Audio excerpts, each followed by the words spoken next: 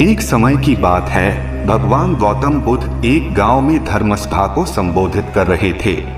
लोग अपनी विभिन्न परेशानियों को लेकर उनके पास जाते और उसका हल लेकर खुशी खुशी वहां से लौटते। उसी गांव के सड़क के किनारे एक गरीब व्यक्ति बैठा रहता था तथा महात्मा बुद्ध के धर्म सभा में आने जाने वाले लोगों को बड़े ध्यान से देखता था। से बड़ा आश्चर्य होता कि लोग अंदर तो बड़े दुखी चेहरे लेकर जाते हैं, लेकिन जब वापस आते हैं तो बड़े खुश और प्रसन्न दिखाई देते हैं।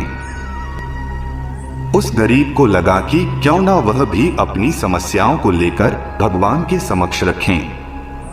अपने मन में ये विचार लिया हुआ वो भी महात्मा बुद्ध के पास पहुंचा तो वहां लोग पंक्ति में खड़े हुए एक एक करके अपनी समस्या बता रहे थे।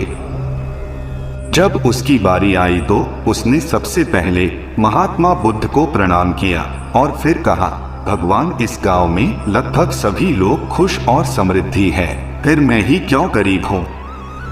तो इस पर उन्होंने मुस्कुराते हुए कहा, तुम गरीब और निर्धन इसलिए हो क्योंकि तुमने आज तक किसी को कुछ दिया ही नहीं। इस बात पर वह गरीब व्यक्ति बहुत आश्चर्यचकित हुआ और बोला, भगवान, मेरे पास भला दूसरों को देने के लिए क्या होगा, मेरा तो स्वयं का गुजारा भी बहुत मुश्किल से हो पाता है। लोगों से भीख मांगकर मैं अपना पेट भरता हूँ।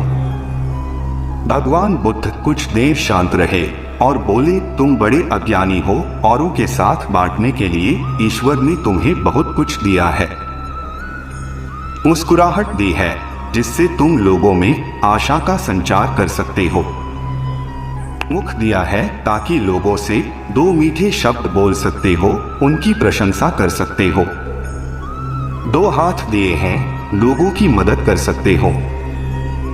ईश्वर ने जिसको यह तीनों चीज दी हैं, वह कभी गरीब और निर्धन हो ही नहीं सकता। निर्धनता का विचार आदमी के मन में होता है।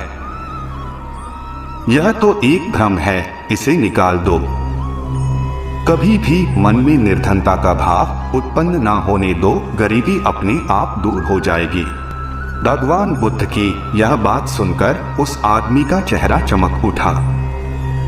उसने भगवान बुद्ध के इस संदेश को अपने जीवन में उतारा और फिर कभी दुखी नहीं हुआ।